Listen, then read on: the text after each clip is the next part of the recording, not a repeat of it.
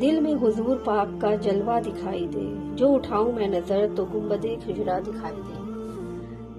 پیارے دوستو، السلام علیکم۔ آج کی اس پوسٹ میں ہم آپ کو حضرت محمد صلی اللہ علیہ وسلم اور فقیر کا ایک واقعہ بیان کرنے جا رہے ہیں، جو کہ نہایت دلچسپ اور سبق آمیز واقعہ ہے۔ ایک دفعہ کا ذکر کریں کہ نبی کریم صلی اللہ علیہ وسلم اپنے گھر میں جلوہ فرماتے تھے۔ اسی دوران ایک فقیر آیا اور عرض کرنے لگا، یا رسول اللہ صلی اللہ علیہ وسلم، میں فقیر آدمی ہوں، میرے بہت سے بال بچے ہیں، اللہ تعالیٰ کے لیے مجھے کوئی چیز عنایت فرما دے جسے میں اپنے بچوں کے لیے گھر لے جا سکوں۔ نبی کریم صلی اللہ علیہ وسلم نے اپنی زوجہ حضرت عائشہ رضی اللہ تعالیٰ عنہ سے فرمایا، عائشہ دیکھو، گھر میں کوئی چیز ہے تو اس فقیر کو دے دو۔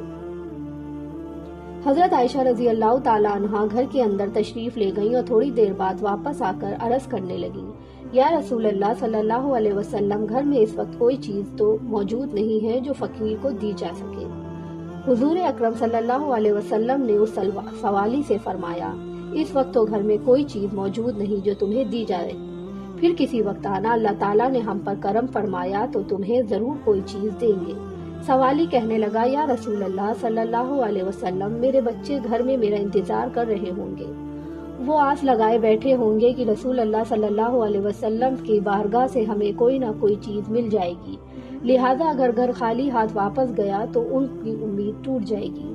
حضور اکرم صلی اللہ علیہ وسلم نے حضرت عائشہ رضی اللہ تعالیٰ عنہ سے فرمایا کہ جاؤ ایک بار پھر دیکھو، کوئی چیز ہو تو لے آؤ۔ حضرت عائشہ صدیقہ رضی اللہ تعالیٰ عنہ ایک بار پھر اندر تشریف لے گئی اور بڑی احتیاط سے گھر کا کونا کونا چھان مارا کہ کوئی چیز مل جائے جو نبی کریم صلی اللہ علیہ وسلم کے سوالی کو دے سکے اور وہ یہاں سے ناکام نہ لوٹے، لیکن کوئی ایسی چیز نہ مل سکی۔ حضرت عائشہ صدیقہ رضی اللہ تعالیٰ عنہ آ کر عرض کیا کہ یا رسول اللہ صلی اللہ علیہ وسلم، قسم ہے اس ذات کی جس نے آپ کو سچا نبی بنا کر بھیجا ہے، میں نے بڑی احتیاط سے گھر میں دیکھا مگر اس کھجور کی گٹھلی کے سوا گھر میں کوئی چیز نہیں ملی جو آپ صلی اللہ علیہ وسلم اس سوالی کو دے سکے۔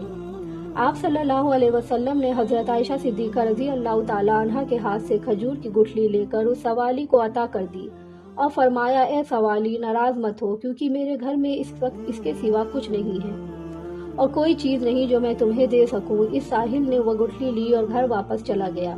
گھر جا کر اس نے کہا کہ اللہ تعالیٰ کے نبی صلی اللہ علیہ وسلم کے گھر میں بھی اس گٹھلی کے سوا کچھ نہیں جو عنایت کی جا سکے، تو یہ سن کر وہ رونے لگے۔ پھر جب انہیں بھوک نے خوب ستایا اور بھوک کی وجہ سے نڈھال ہونے لگے تو اچانک اس آدمی نے وہی گٹھلی اپنے منہ میں رکھی اور اسے چوسنے لگا۔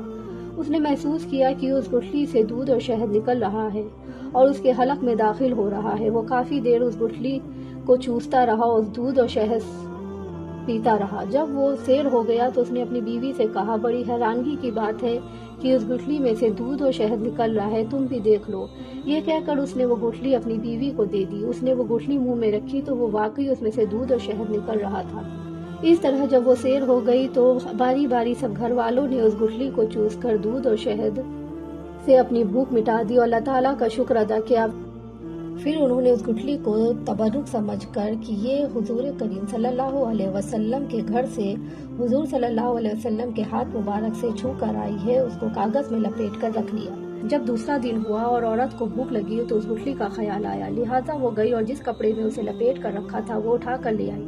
جب اس نے اس کپڑے کو کھول کر دیکھا تو وہی گٹھلی سرخ یاقوت بن چکی تھی، جس کی روشنی سے سارا گھر جگمگانے لگا۔ وہ بڑی حیران ہوئی۔ بہرحال اس نے وہ گٹھلی لی اور بازار چلی گئی، جہاں اس نے اسے 60,000 درہم کے عوض بیچ دیا۔